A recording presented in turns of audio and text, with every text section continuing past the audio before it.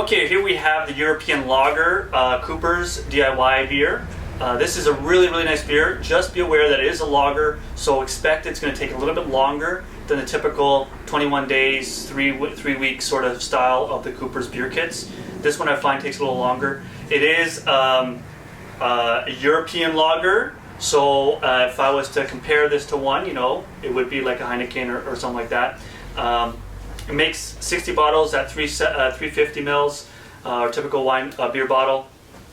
It's another go-to for a lot of ones, the ones we sell here. This one, as well as we have a typical lager this is a Cooper's brand lager, another one that's a very popular one. So these two, this one by far is the most popular we have, but this doesn't fall far behind.